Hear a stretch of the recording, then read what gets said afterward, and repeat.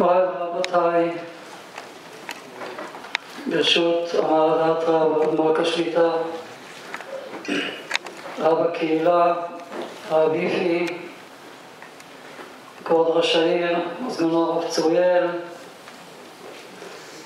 קהל קדוש ונכבד, ואחרונים, חביבים, יקרים וקרובים לנו מכל, ההורים היקרים, הסבים והסבתות.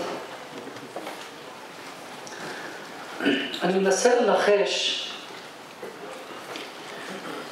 שלא אחת מאלה שמשתתפים כאן מנסים קצת להתפלא מה אני עושה כאן. בכל זאת רב חרדי, חסידי, מוויז'ניץ, איך הוא הגיע לכאן לומר מספר מילים, מספר דברי התעוררות. יש כאלה שמנסים לנחש, בגלל שיש לי קשר עם הצבא, אבי זיכרונו לברכה היה שבוי בסוריה למעלה משנה במלחמת השחרור. אפילו אני הקטן ניסיתי להתקבל לצבא, היו לי כבר 5 ילדים וסיימתי ללמוד בכולל, לא רצו לקבל אותי כמובן. היום עם 12 ילדים, עם קרוב ל50 נכדים ששניים מהם נולדו השבוע, בוודאי שלא רוצים לקבל אותי. מוריי ורבותיי, לא זו הסיבה. אני כועס על השאלה הזו וכואבת לי הקביעה. ניגש אליי יהודי למחרת או יומיים לאחר העצרת קורעת הלבבות, באותו מוצאי שבת ראשון ששמענו מה שקרה ל3 בחורי חמד יקרים שנחטפו על ידי בני עוולה, הישמעאלים יימח שמם וזכרם. הייתי שם בעצרת, התפללתי עם כולכם, עזרתי אפילו הרבה דמעות, ולאחר מכן נכנסתי למעגל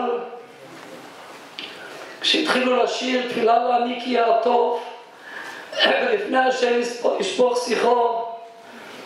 וכאמור אחרי יום-יומיים ניגש אליי אברך חסידי ואומר לי, הרב גרינברגר, אין לך מושג כמה קידוש שם שמיים גרמת, שהשתתפת בעצרת, רקדת ביחד. מוריי ורבותיי, כאמור אני כועס, כאוב וכעוס על השאלות הללו, על הקביעות הללו. מוריי ורבותיי, אנחנו עם אחד. יש כאלה שמנסים לומר שאני קשור לציבור הזה בגלל שאני רב, הייתי בפתח תקווה עדיין 23 שנה, גרתי שם 11 שנה, ונכון שאני קשור, הייתי קשור ואהיה קשור לכל הקהילות היהודיות בארץ ובעולם. אני זוכר לפני כעשור שנים ניגש אליי יהודי בפתח תקווה בחתונה בירושלים, ניגש מאחורי כשישבתי למעלה ושאל אותי, הרב גרינברגר, איך הצלחת לאחד תחתיך את הספרדים ואת האשכנזים ואת הדתי-לאומי ואת הליטאים ואפילו את החסידים? אמרתי, אני לא רואה בזה שום בעיה, אני לא מבין בכלל את השאלה. מה זה קשור? כולנו עם אחד, כולנו בניו של הקדוש ברוך הוא, כולנו עם תורה, כולנו עם אלוקי. מוריי ורבותיי, אני לא רוצה להאריך בדברים. חשבתי רק לעצמי, בוודאי כל אחד מהמספידים כפי ששמענו מקודם מנסה למצוא את הנקודה, באמת צריך להתחזק. מה בדיוק גרם לכך לאסון כל כך נורא? מוריי ורבותיי, האסון הזה קרה, החטיפה הייתה בחודש סיוון, פתרון התעלומה היה בחודש תמוז. סיוון זה קבלת התורה, תמוז זה חודש שמתחיל חורבן הבית, חורבן בית המקדש. על מי עבדה הארץ, על עזבם את תורתי. מוריי ורבותיי, ברור כשמש בצהריים שחייבים להתחזק בתורה, ביראת שמיים, באהבת הבורא, ביראת הבורא, מקודש שמיים, מכבוד הרב, נחשון מה לדעת רע, מה שהוא חושב. מוריי ורבותיי, דבר אחד מה שחשוב, האחדות בעם ישראל. והאחדות בעם ישראל אומר שלא שכל אחד יחפש את האשמה אצל השני, לא שכל אחד יחפש את החיסרון, מה קורה אצל השני. הוא חלש בתורה, הוא חלש בתפילה, הוא חלש בצניעות, הוא חלש ביראת שמיים. כל הדברים נכונים. מפרשי מסכת אבות אומרים, איזהו גיבור? הכובש את יצרו. למה לא כתוב הכובש את היצר? כי לכבוש את היצר של הזולת קל מאוד, אבל את היצר שלו עצמו קשה מאוד. הוא נחשב לגיבור. ולכן אומר התנא, איזהו גיבור? הכובש את יצרו. מוריי ורבותיי, הילדים הקדושים הללו, אייל, נפתלי וגלעד, זכו, ולא ננסה אפילו לחקור למה הם זכו לכך. אמרתי פעם, אנחנו מוצאים במסכת מגילה, נדמה לי 11 או 12, המוראים שהתלמידים שואלים אותם, רבי, במה הארכת ימים? וכל אחד מהם נותן הסבר במה הוא היה מצוין. משהו נפלא.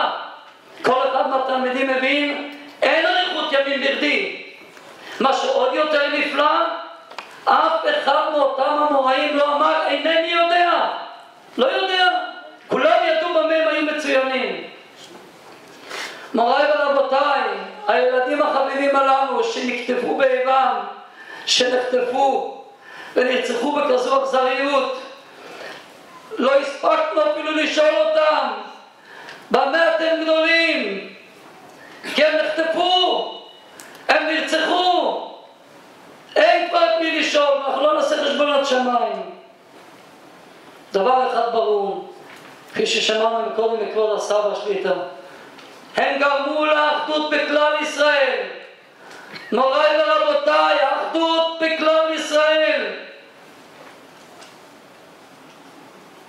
נכון שיש דעות שונות, דעות מגוונות. מה זה קשור לאחדות של עם ישראל?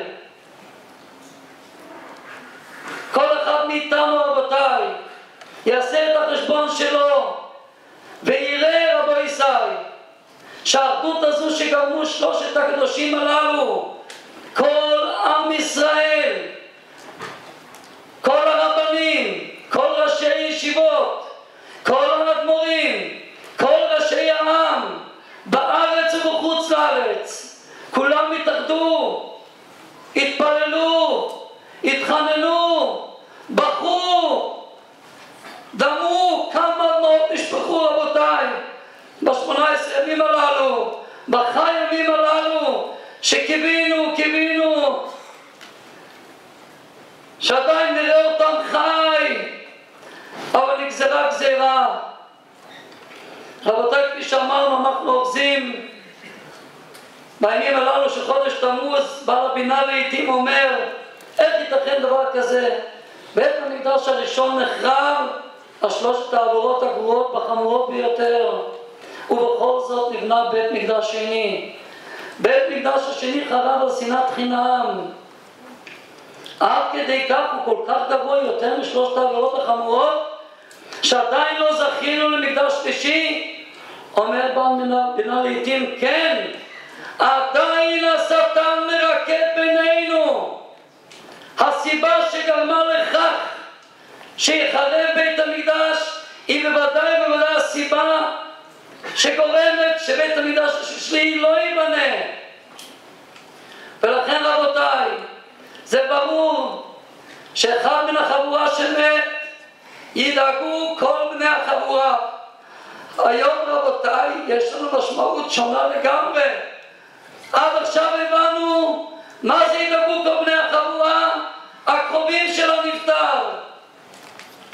בני המשפחה, החברים בישיבה, בית הכנסת שבו הוא התפלל. היום יש לנו רבו ישראל, משמעות שונה לגמרי. ידאגו בני החבורה, כל עם ישראל, רבותיי, כולם ידאגו.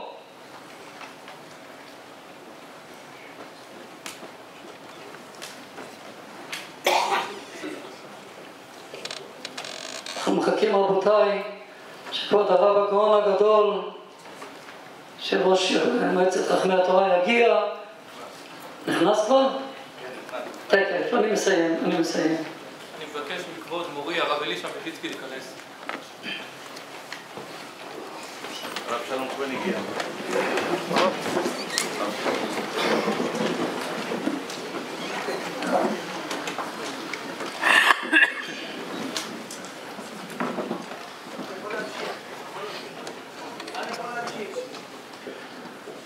מוריי ורבותיי, אני רוצה לסיים במשפט אחד. כפי שאמרנו, כפי ששמענו מקודם ונשמע בוודאי, האחדות של עם ישראל. אבל בואו רבו ישראל, כולנו יחד ניכנס לרגע לתוך תוכנו ונראה האם אנחנו באמת מאוחדים. אתם יודעים, יש לנו מושג בכלל איזה צער יש לאבא ולאמא, איזה צער יש לאחים והאחיות של הנפטרים הקדושים הללו? אפשר את זה לתאר בכלל? האם כשאנחנו התפללנו ניסינו לרגע להיכנס לליבותיהם, להיכנס לתוך הנפש שלהם, להצטער איתם ביחד? מוריי ורבותיי, ב18 ימים האלו כמה שיכולנו היינו איתם ביחד. לאחר מכן, כששמענו את הבשורת איוב הזה, בשבעה גם ניסינו להיות איתם ביחד. סיימנו את השבעה, כל אחד הולך לביתו, לפרנסתו, כל אחד תמות במשפחה שלו וכולי.